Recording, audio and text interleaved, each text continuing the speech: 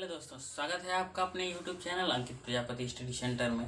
तो दोस्तों, आज हम पढ़ने वाले हैं प्रकाश के अपवर्तन। ठीक है, आज क्या पढ़ने वाले हैं? प्रकाश का अपवर्तन। और इस वीडियो में हम प्रकाश के अपवर्तन की सभी घटनाओं के बारे में पढ़ लेंगे। ठीक है, तो देखिए, सबसे पहले जानेंगे कि प्रकाश का अपवर्तन क्या होता है। तो देखिए, प्रकाश का अपवर्तन क्या होता है, किसे कहते हैं? जब प्रकाश की किरण एक माध्यम से दूसरे माध्यम में प्रवेश करता है तो वह अपने मार्ग से विचलित हो जाता है। प्रकाश की इस घटना को प्रकाश का अपवर्तन कहते हैं। ठीक है, क्या? जब प्रकाश की किरण एक माध्यम से दूसरे माध्यम में जाती है तो वह अपने मार्ग से विचलित हो जाती है। ठीक है, प्रकाश की इस घटना को क्या कहते हैं? प्रकाश का अपवर्तन कहते हैं। जैसे देखिए, मैंने दो माध्यम बनाए थे। ठीक है, माध्यम 1 ये था, माध्यम 2 ये था। हमने क्या किया कि एक प्रकाश की किरण को लाएं, जो जब तल पर वह आया ना, तो टकराने के बाद क्या हुआ ना कि वो अपने मार्ग से विचलित हो गया।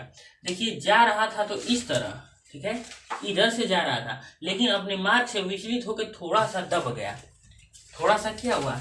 दब गया। तो देखिए, तो इस घटना को हम क्या कहेंगे? इस घटना को कहेंगे प्रकाश का अपवर्तन। जो किरण आ रही है ना, इसका नाम हम रख देंगे आपतित किरण। आज जो किरण अपवर्तित हो गई, यानी जो किरण निकल गई तल से, उसको कहेंगे अपवर्तित किरण। और फिर क्या करेंगे? उस पर से एक लंबवत तल खींच लेंगे। ठीक है, एक लंबवत रेखा चाहे एक लंबवत तल खींच लेंगे। अब देखिए, जहाँ तीनों बिंदु काटते हैं ना, ठीक है, जहाँ तीनों बिंदु काटते हैं उस बिंदु को कहते हैं आपतन बिंदु। क्या कहते हैं? आपतन बिंदु कहते हैं। अब देखिए, यहाँ एक कोण बनाएगा, एक यहाँ कोण बनाएगा, इसमें दो कोण बनाएगा। तो जिधर से आया ना उसको कहेंगे आपतन कोण, और जब निकल के चला गया ना तो इसे कहेंगे अपवर्तन कोण। समझ में आया? एक कोण यहाँ बनाया, एक कोण यहाँ, तो इसको कहेंगे आपतन कोण। आपतन कोण को आई से रिप्रेजेंट करते हैं। ठीक है, आइए अपवर्तन कोण, अपवर्तन कोण से किसे रिप्रेजेंट करते हैं? आर से।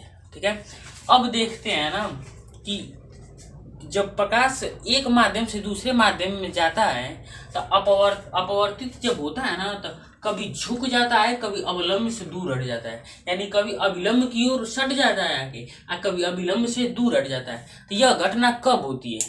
ठीक है, तो यह घटना तब होती है कि जब प्रकाश की किरण सघन माध्यम से विरल माध्यम में प्रवेश करता है। ठीक है, सघन मतलब होता है घन माध्यम। ठीक है, घना। ठीक है, तो सघन माध्यम से विरल माध्यम में प्रवेश करता है तो अविलंब से दूर हट जाता है। यानी जब प्रकाश की किरण सघन यानी घन से अगर विरल में जाएगा, यानी पतला माध्यम में जाएगा, तो क्या होगा? अविलंब से दूर हट जाएगा। देखिए, सघन माध्यम में था, एक विरल माध्यम था, प्रकाश की किरण आई, अपवर्तित होकर अविलंब से दूर हट गई। ठीक है, अविलंब से क्या हो गई? दूर हट गई। और फिर देखिए, दूर हट जाती है तथा विरल से सघन में जाने पर अविलंब की ओर झुक जाती है। अगर प्रकाश की किरण विरल माध्यम से सघन माध्यम की ओर जाती है तो क्या होती है? अविलंब की ओर झुक जाती है। समझ में आया? तो ये हो गया प्रकाश के अपवर्तन की घटना। अब देखेंगे कि प्रकाश के अपवर्तन के नियम कितने होते हैं। ठीक है, तो प्रकाश के अपवर्तन के दो नियम होते हैं। क्या? प्रकाश के अपवर्तन के कितने नियम होते हैं? दो नियम होते हैं। तो अब समझते हैं प्रकाश के अपवर्तन के नियम।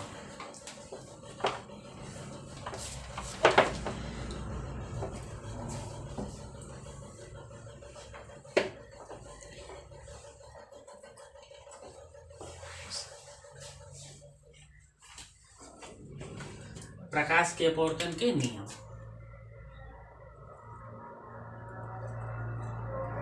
प्रकाश के अपवर्तन के नियम। तो देखिए, प्रकाश के अपवर्तन के दो नियम होते हैं। ठीक है, प्रकाश के अपवर्तन के कितने नियम होते हैं? दो नियम होते हैं। देखिए, पहला नियम क्या होता है? ठीक है, पहला नियम क्या होता है? पहले जो फिगर पहले था उसे बना लेते हैं। ठीक है, देखिए, इस तरह था, एक तल था, और फिर एक किरण आई थी, यहाँ से अपवर्तित हो गई थी। ठीक है, ये अविलंब था। इसे हम क्या कहते थे? आई, इसे आर। ठीक है, ये है माध्यम 1 फर्स्ट, IAM माध्यम सेकेंड।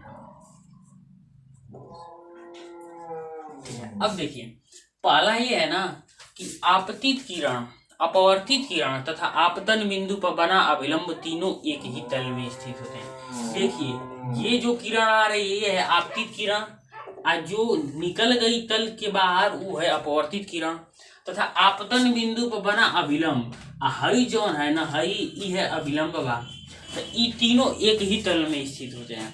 ठीक है, नियम नंबर फर्स्ट का है कि आपतित किरण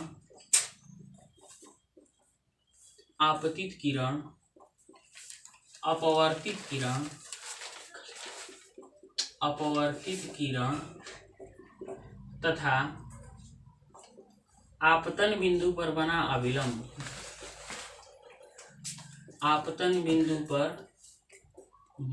अभिलंब तीनों एक ही तल में स्थित होते हैं। तीनों एक ही तल में स्थित होते हैं। ठीक है, पहला नियम समझ में आया। अब देखते हैं कि दूसरा नियम क्या होता है। तो दूसरा नियम होता है ना कि किन्हीं दो माध्यमों के लिए, ठीक है, किन्हीं दो माध्यमों के लिए तथा एक ही रंग के प्रकाश के लिए आपतन कोण की ज्या मतलब होता है साइन। ठीक है, ज्या मतलब क्या होता है साइन। ज्या मतलब होता है साइन। तो क्या होता है देखिए, किन्हीं दो माध्यमों के लिए आप किन्हीं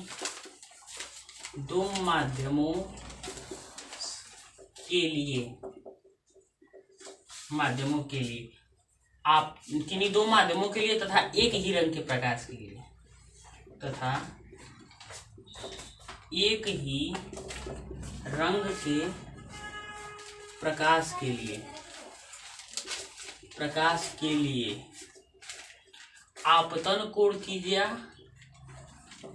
तथा अपवर्तन कोण की ज्या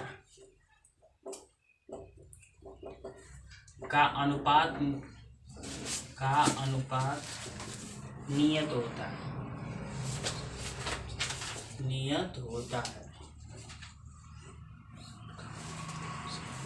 है। ठीक है, दूसरा का नियम क्या है। दूसरा नियम ये है कि किन्हीं दो माध्यमों के लिए तथा एक ही रंग के प्रकाश के लिए आपतन कोण की ज्या तथा अपवर्तन कोण की ज्या का अनुपात क्या होता है, नियत होता है। जैसे देखिए आपतन कोण की ज्या, तो आपतन कोण क्या है आई, तो ज्या मतलब होता है साइन, तो हो गया साइन आई अपान अनुपात क्या मतलब बटा। देखिए आपतन कोण की ज्या हो गया साइन आई तथा अपवर्तन कोण की ज्या, तो अपवर्तन कोण की ज्या क्या है आर, तो ये हो जाएगी साइन आर। ई क्या होते हैं, नियत होते हैं, नियत। ठीक है, क्या होते हैं, नियत होते हैं।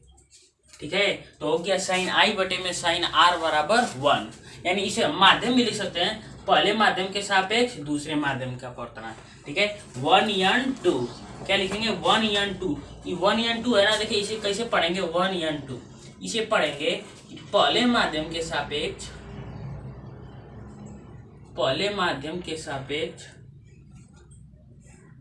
दूसरे माध्यम का अपवर्तनांक।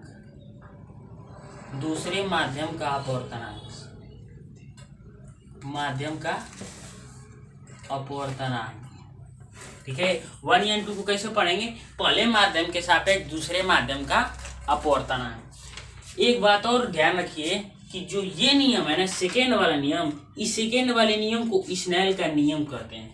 ठीक है, क्या कहते हैं, सेकेंड वाले नियम को क्या कहते हैं, स्नेल का नियम। ये बहुत इंपॉर्टेंट होता है। ठीक है, पेपर में बार बार पूछा जाता है। यानी जो सेकेंड नियम है इसे स्नेल का नियम भी कहते हैं। स्नेल का नियम भी कहते हैं। बार बार पूछता है पेपर में कि स्नेल का नियम किसे कहते हैं, तो आप कहेंगे कि किन्हीं दो माध्यमों के लिए तथा एक ही रंग के प्रकाश के लिए आपतन कोण की ज्या तथा अपवर्तन कोण की ज्या का अनुपात क्या होता है, नियत होता है। यह नियम क्या कहलाता है, यह नियम स्नेल का नियम कहलाता है। Sine I upon sine R equal to 1n2। समझ में आया। जैसे मान लीजिए ये समझ में आ गया ना। अब मान लीजिए कि कोई प्रकाश की किरण है मान लीजिए कि ये दो माध्यम है ना, अब मैं माध्यम 1 और माध्यम 2 को मिटा दे रहा हूँ, ठीक है। यहाँ हम कांच लिख दे रहा हूँ यानी ग्लास, ठीक है। ये जो माध्यम है किसका है, कांच का है।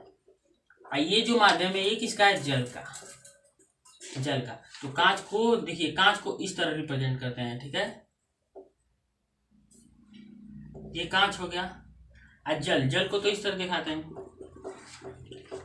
अब देखिए कि हमने लिख दिया कांच से कहाँ जा रहा है प्रकाश, जल में। तो जब प्रकाश कांच से जल में जा रहा है तो स्नेल के नियम से क्या होगा, स्नेल के नियम से होगा sine I upon sine R equal to, अब जल कांच से कहाँ जा रहा है, जल में, तो कांच को हम लोग जी से लिखते हैं, ठीक है। कांच को किससे रिप्रेजेंट करेंगे, जी से। जल को किससे, डब्ल्यू से, डब्ल्यू से वाटर, जी से ग्लास, ठीक है। तो ग्लास से कांच हो जाएगा, वाटर से जल हो जाएगा। तब देखिए पहले माध्यम में क्या है, ग्लास है, तो पहले माध्यम में ग्लास है तो हम लिखेंगे जी, यानी जी, और फिर माध्यम सापेक्ष यानी एन का। अब देखिए जा कहाँ रहा है, जल में, तब लिखेंगे यहाँ डब्ल्यू, यानी जल के यानी कांच के सापेक्ष जल का अपवर्तनांक। इसे कैसे पढ़ेंगे, कांच के सापेक्ष जल का अपवर्तनांक। समझ में आया। तो ऐसे भी इसे लिख सकते हैं हम लोग। ये हो गए हम लोगों के दो फार्मूले जो आगे न्यूमेरिकल लगाने में भी काम आएंगे। अगर कोई पूछ दे कि स्नेल का नियम किसे कहते हैं तो आप ये बताएंगे, ठीक है। अब बढ़ते हैं अगला टॉपिक।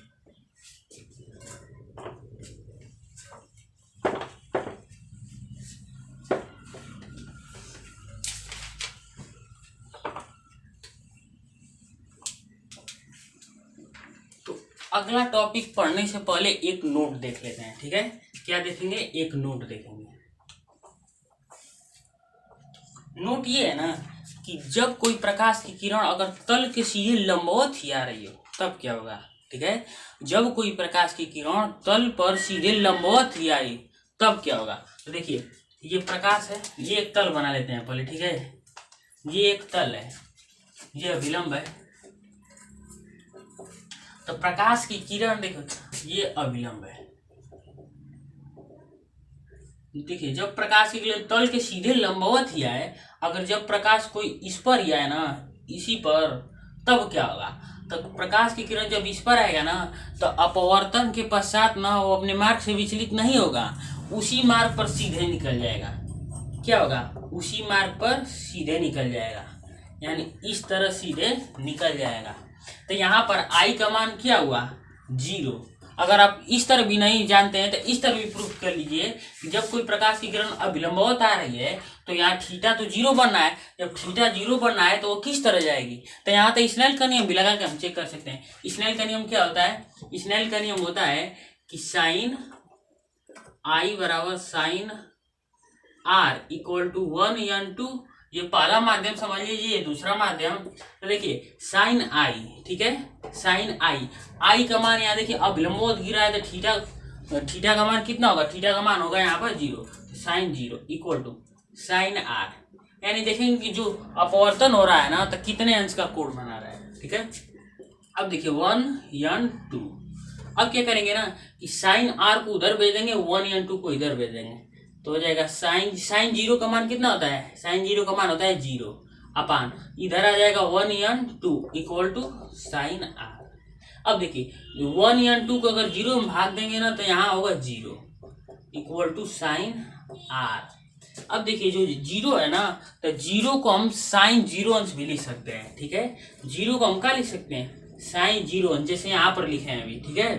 तो साइन 0 को हम क्या लिख सकते हैं, sine 0 equal to sine R. अब क्या करेंगे ना कि हम दोनों पक्षों की तुलना कर देंगे, ठीक है। क्या करेंगे, दोनों पक्षों की तुलना करने पर, जब दोनों पक्षों की तुलना करेंगे ना तो r बराबर कितना आएगा, 0। इससे यह निष्कर्ष निकलता है ना कि जब कोई प्रकाश की किरण अगर तल पर लंबवत आती है तो वह अपवर्तित जब होगी ना तो अपने मार्ग से विचलित नहीं होगी, उसी तरह सीधे निकल जाएगी। तो ये नोट ध्यान रखिएगा, ठीक है। ये भी कभी कभी पेपर में पूछ देता है 1 नंबर के सवाल में। अब बढ़ते हैं अपने अगले टॉपिक की ओर।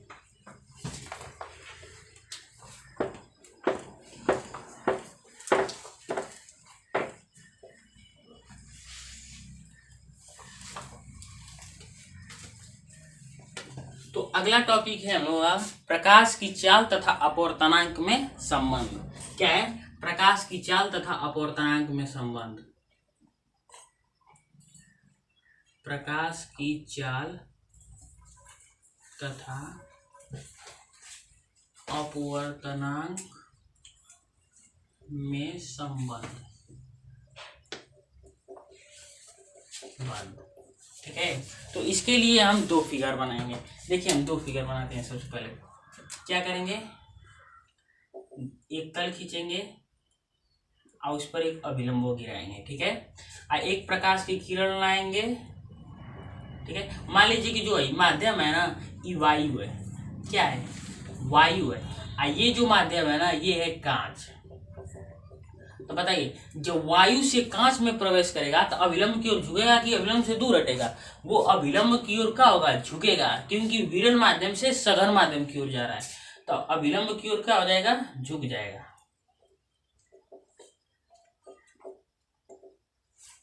अभिलंब की ओर झुक जाएगा। और एक फिगर और बनाते हैं।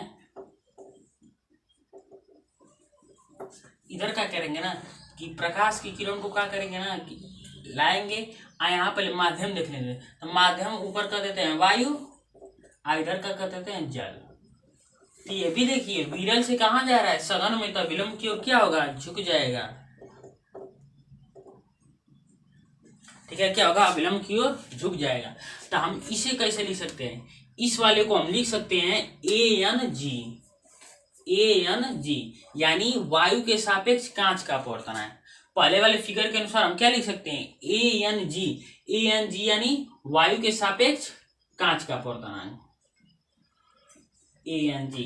अब देखिए कि वायु के सापेक्ष कांच का अपवर्तनांक है ना, तब हम यहाँ क्या करेंगे ना कि जो ऊपर है ना, अब इसको चाल में डिपेंड करेंगे, यानी चाल में परिवर्तित करेंगे। तो चाल में कैसे परिवर्तित होगा? देखिए ऊपर है ना तो वायु, यानी वायु में प्रकाश की चाल। चाल में कैसे परिवर्तित करेंगे? ऊपर A है तो A क्या है? वायु। तो हम लिखेंगे ऊपर वायु में प्रकाश की चाल। वायु में प्रकाश की चाल अपान G है। G यानी कांच, यानी कांच में प्रकाश की चाल। कांच में प्रकाश की चाल। इसे प्रतीक के रूप में कैसे लिख सकते हैं? देखिए वायु में प्रकाश की चाल को किससे रिप्रेजेंट करते हैं? C से। और कांच में प्रकाश की चाल को हम VG से रिप्रेजेंट कर सकते हैं। ठीक है, किससे? VG से। तो ये तो पहले खातिर हो गया। अब देखिए अगर दूसरे फिगर खातिर हम ले तो दूसरे फिगर से कहाँ जा रहा है? जा रहा है वायु से जल में। देखिए वायु से कहाँ जा रहा है? जल में जा रहा है। तो इसके लिए हम चाल में कैसे लिख सकते हैं? देखिए पहले A है ना, तो A क्या है? वायु है। तो पहले लिखेंगे वायु में प्रकाश की चाल। वायु में प्रकाश की चाल अपान ये क्या है? W है हम लोगों का जल। तो लिखेंगे जल में प्रकाश की चाल। जल में प्रकाश की चाल। अब देखिए वायु में प्रकाश की चाल को C से रिप्रेजेंट करेंगे और जल में प्रकाश की चाल को VW से रिप्रेजेंट करेंगे। ठीक है, इसे मान लेते हैं इक्वेशन नंबर 1, इसे मान लेते हैं इक्वेशन नंबर 2। अब क्या करेंगे ना कि समीकरण 1 में समीकरण 2 से भाग दे देंगे। क्या करेंगे? समीकरण 1 से 1 में समीकरण 2 से भाग देने पर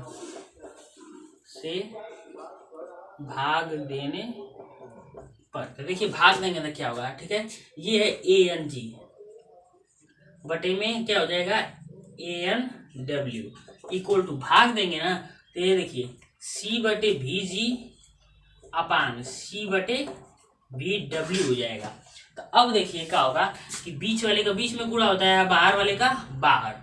अब यहाँ हम लिख सकते हैं कि ANG upon ANW equal to CVW upon CVG। देखिए C से C क्या होगा? कट जाएगा। C से C कट जाएगा तो अब क्या मिलेगा हम लोग को? अब मिलेगा हम लोगों को ANG upon ANW equal to VW upon VG। ठीक है, क्या मिलेगा? VW upon VG। ये हो गया एक फार्मूला। यानी अगर कह दे कोई कि वायु के सापेक्ष कांच का अपवर्तनांक, इक्वल अपान वायु के सापेक्ष जल का अपवर्तनांक, इसको हमको किस में परिवर्तित करना है, इसको हमको परिवर्तित करना है अगर चाल में, तो हम क्या करेंगे ना कि जो नीचे वाले है ना उसको चाल में लिख देंगे, और जो ऊपर वाला है ना उसको नीचे चाल में लिख देंगे। क्या करेंगे, जो नीचे वाला है उसको ऊपर चाल में लिख देंगे, और जो ऊपर वाला है उसे क्या करेंगे, नीचे लिख देंगे। समझ में आया? देखिए इसे एक तरीके से और लिख सकते हैं, इसे लिख सकते हैं ANG upon ANW equal to VW upon VG को भी हम लिख सकते हैं क्या, VNG। क्या लिख सकते हैं, VNG यानी WNG ना, तो W क्या है, जल, तो यानी जल के सापेक्ष कांच का अपवर्तनांक। क्या है, जल के सापेक्ष कांच का अपवर्तनांक। एक फार्मूला ये भी हो गया। अगर कोई पूछे कि जल के सापेक्ष कांच का अपवर्तनांक निकालना है, क्या जल के सापेक्ष कांच का अपवर्तनांक निकालना है, तो हम क्या करेंगे ना, जो नीचे वाला है ना उसे वायु के सापेक्ष ऊपर कर देंगे। क्या करेंगे, जो नीचे वाला है उसे वायु के सापेक्ष ऊपर लिख देंगे, और जो ऊपर वाला है ना उसे वायु के सापेक्ष नीचे लिख देंगे। ठीक है, ये एकदम आसान ट्रिक है ना, यहाँ से समझ में आ जाएगा।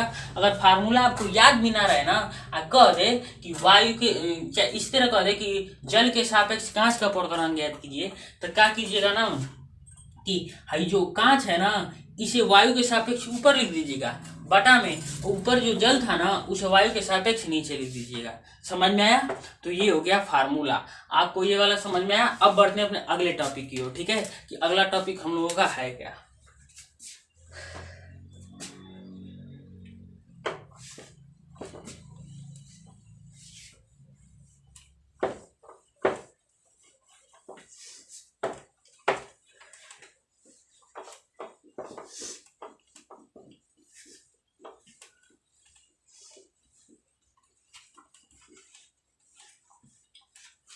तो अगला टॉपिक है हम लोगों का प्रकाश में उत्क्रमणीयता। ठीक है, क्या, प्रकाश में उत्क्रमणीयता। प्रकाश में उत्क्रमणीयता। ठीक है, क्या है, प्रकाश में उत्क्रमणीयता। पहले एक फिगर बनाएंगे, एक अविलंब गिराएंगे, एक प्रकाश की किरण आएगी, अविलंब की ओर झुका दो या अविलंब से दूर हटा दो। इसे माध्यम 1 मान लो, इसे माध्यम 2 मान लो। ठीक है, तो इसे माध्यम क्या मान लो 1, इसे मान लो माध्यम 2। तो अब देखिए अगर हम लिखें, यहाँ कोण I बनेगा और यहाँ कोण क्या बनेगा, R बनेगा। ठीक है, तो हम लिखें कि यदि प्रकाश की किरण, यदि प्रकाश की किरण माध्यम 1 से माध्यम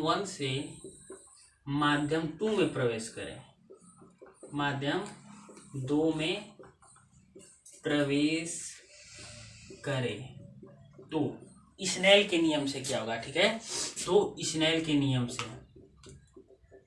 स्नेल के नियम से, तो स्नेल के नियम से क्या होगा, स्नेल के नियम से होगा कि sine I upon sine R equal to 1n2, यानी पहले के सापेक्ष दूसरे का अपवर्तनांक। ठीक है, क्या प्रकाश की चाल पहले माध्यम से दूसरे माध्यम में जाए ना, तो देखो पहला से दूसरे में गया है, तो जब पहले से दूसरे में गया है तो हम लिखेंगे sine I equal to sine I upon sine R equal to 1n2। इसे मान लेंगे हम इक्वेशन नंबर 1। क्या मान लेंगे, इक्वेशन नंबर 1। अब देखिए दूसरा बात ना, कि अगर हम सोचेंगे प्रकाश की चाल जो है दूसरे माध्यम से अगर पहले माध्यम में जाए तब क्या होगा। ठीक है, तो यदि एक बार और लिख सकते हैं कि यदि प्रकाश की किरण माध्यम 2 से माध्यम 1 में जाए, तो माध्यम 1 में प्रवेश करे तो स्नेल के नियम से,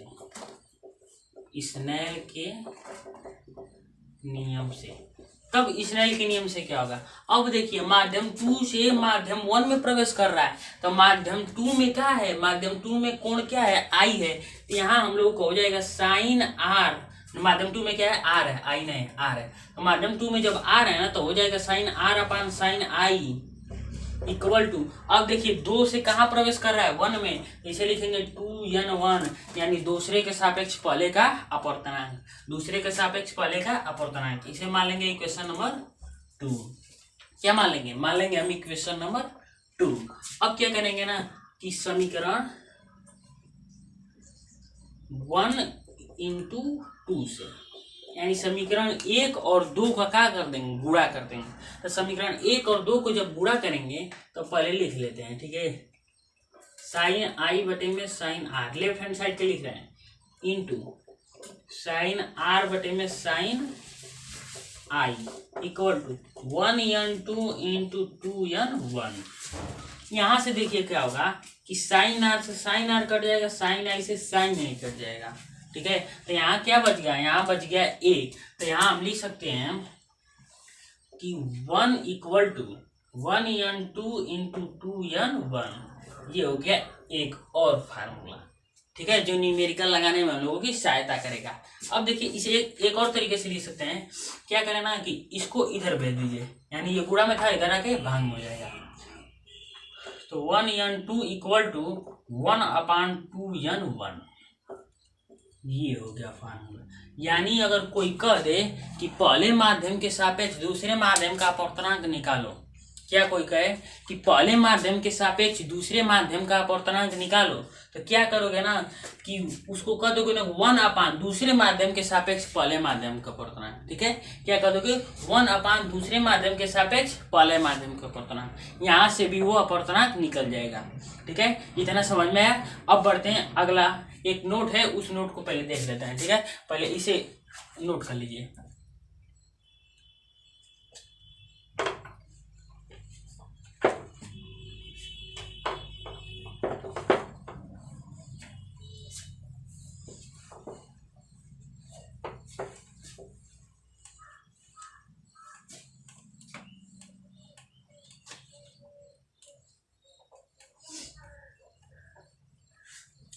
ठीक है, नोट देख लीजिए। नोट है ना कि जब प्रकाश ना वायु से कहाँ जाए, वायु से जाए जल में, ठीक है, जब प्रकाश वायु से जल में जाए और जल से कहाँ जाए, कांच में, और कांच से पुनः वायु में जाए, तब क्या होगा ना। तो देखिए क्या करेंगे, पहले फिगर बना लेते हैं, ठीक है। ये है वायु, वायु से प्रकाश की किरण किस में जाएगी, वायु से प्रकाश की किरण जाएगी कांच में, कर लेते हैं कांच में। तो देखिए एक प्रकाश की किरण गई, वायु विरल माध्यम था, विरल से सघन में जाएगा तो क्या होगा, अविलंब की ओर झुक जाएगा, ठीक है। ये हो गया साइन आई, ये हो गया साइन आर, ठीक है, क्या हो गया साइन आई साइन आर। अब देखिए अब क्या होगा ना कि अगर प्रकाश की किरण कांच से अगर जल में जाए, तब कांच से क्या हो, जल में जाए, देखिए कांच है ना, तो कांच रिप्रेजेंट कर देते हैं कांच से, ठीक है। अब देखिए यहाँ एक फिर अविलंब खींचेंगे, ठीक है, यहाँ एक अविलंब एक तल खींचिए। तो अब देखिए यहाँ कांच था, अब यहाँ का हम लिख दे जल, क्या लिख दे जल, जब यहाँ हम जल लिख दें तब देखिए कांच है जब जल में जाएगा ना, तो देखिए कांच है सघन माध्यम और जल है विरल माध्यम। तो जब सघन माध्यम से विरल माध्यम में जाता है ना, तो क्या होता है, अविलंब से दूर हट जाता है, क्या होता है, अविलंब से दूर हट जाता है। तो ये देखिए ये अविलंब से क्या होगा, दूर हट जाएगा, क्या हुआ, अविलंब से दूर हट गया। अब यहाँ से अगर जल से अगर पुनः वायु में जाना चाहे तब क्या होगा, ठीक है, जल से अगर पुनः वायु में जाना चाहे तब क्या होगा। अब देखिए यहाँ हम लिख देते हैं वायु, ठीक है, देखिए तो वायु लिख दिए, तो जल से कहाँ जाएगा, वायु में जाएगा। तो देखिए जल क्या है, जल है सघन माध्यम और वायु क्या है, विरल माध्यम। ये दोनों की तुलना में, जल और वायु की तुलना में जल क्या है, जल है सघन माध्यम और वायु क्या है, वायु है विरल माध्यम। जब सघन से विरल में जाएगा तो क्या होगा, जब सघन से विरल में जाएगा तो अविलंब से दूर हट जाएगा, ठीक है, सघन से विरल में जाएगा तो क्या होगा, अविलंब से दूर हट जाएगा, ठीक है। तो इसके लिए हम क्या लिख सकते हैं ना, इसके लिए हम क्या लिख सकते हैं, देखिए इसके लिए हम लिख सकते हैं AN G equal to GN W equal to WN A WN A equal to 1। अभी 1 प्रूफ करके दिखाए थे, ठीक है। उसी तरह 1 प्रूफ करने से आएगा। यानी अगर 3 गो माध्यम दिया रहे तब भी हम इसे इस तरह लिख सकते हैं, क्या, वायु के सापेक्ष कांच का अपवर्तनांक, फिर इंटू कांच के सापेक्ष जल का अपवर्तनांक, इंटू फिर क्या, फिर हो जाएगा जल के सापेक्ष वायु का अपवर्तनांक, ठीक है। इसे इस रूप में भी लिख सकते हैं। या एक और तरीका है, इसे एक्सचेंज भी कर सकते हैं। देखिए एक्सचेंज क्या करेंगे ना कि ये दोनों मल्टीप्लाई में था ना, यानी गुणा में था, तो उधर भाग में भेज देते हैं। तो GNW equal to 1/ANG into WNA, ठीक है। ANG equal WNA।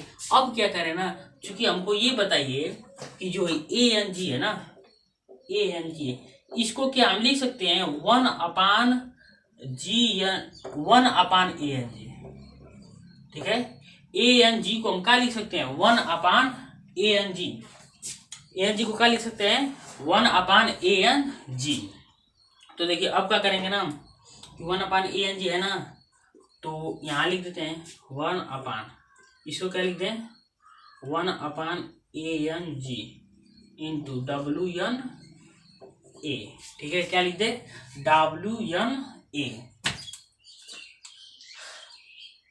WNA हो गया। नहीं, इसे नहीं चेंज करते हैं ना, इसे चेंज करने से फायदा हमें कुछ नहीं मिलेगा। देखिए अगर इसे चेंज करें तो फायदा हमें कुछ नहीं मिलेगा। सोचिए अगर हे के चेंज करें ना तब फायदा मिलेगा, क्या कि WNA है ना, तो हम क्या करते हैं ना, यहाँ इसे चेंज करते हैं, ठीक है। क्या करें ना कि WNA है ना, इसे अगर एक्सचेंज करेंगे हम तो क्या होगा, इसे एक्सचेंज करेंगे तो 1/ANW हो जाएगा। क्या हो जाएगा 1/ANW। तो अब देखिए भाई ANG को यहाँ रहने दीजिए, इंटू WNA को क्या लिख सकते हैं, WNA को हम लिख सकते हैं 1/ANW, ठीक है। अब देखिए क्या करेंगे हम कि अब ये ANW ऊपर चला जाएगा, तो क्या हो जाएगा ANW जब ऊपर जाएगा ना तो हमें मिलेगा GNW इक्वल टू ANW/ANG। यानी अभी जो बात हम बताए थे आगे वही हो गया, ठीक है। क्या कि कांच के सापेक्ष जल का अपवर्तनांक कर निकालना हो, क्या कांच के सापेक्ष जल का अपवर्तनांक निकालना हो तो क्या करेंगे ना कि ऊपर वायु के सापेक्ष जल का अपवर्तनांक निकाल लेंगे, अपान नीचे वायु के सापेक्ष कांच का अपवर्तनांक निकाल लेंगे, ठीक है। क्या करेंगे ऊपर वायु के सापेक्ष जल का अपवर्तनांक निकाल लेंगे और नीचे वायु के सापेक्ष कांच का अपवर्तनांक निकाल लेंगे, ठीक है। अब समझ में आ गया। अब बढ़ते हैं आगे, थोड़ा एक आध पॉइंट और होगा।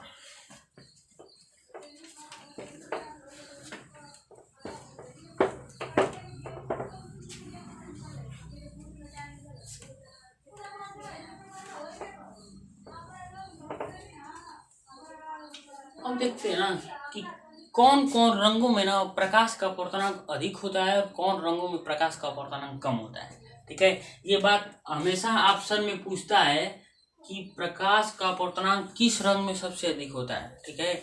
तो प्रकाश का जो अपवर्तनांक होता है ना, प्रकाश का अपवर्तनांक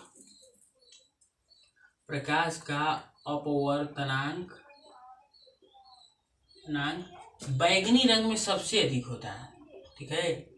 बैगनी रंग में सबसे अधिक होता है, सबसे अधिक होता है। क्या प्रकाश का अपवर्तनांक बैगनी रंग में सबसे अधिक होता है, तो सबसे अधिक तो पता चल गया किस में होता है, सबसे अधिक होता है बैगनी रंग में। तो सबसे कम किस में होता है, ठीक है, सबसे कम किस में होता है, तो प्रकाश का अपवर्तनांक सबसे कम होता है लाल रंग में। प्रकाश का अपवर्तनांक सबसे कम क्या होता है, लाल रंग में होता है। तो बैगनी रंग में सबसे अधिक होता है तथा लाल रंग में सबसे कम होता है, सबसे कम होता है, ठीक है। ये समझ में आ गया। तो यहाँ से पूरा प्रकाश का अपवर्तनांक खत्म हो जाता है, ठीक है। अगर आपको वीडियो अच्छा लगा हो तो प्लीज इसे लाइक और चैनल को सब्सक्राइब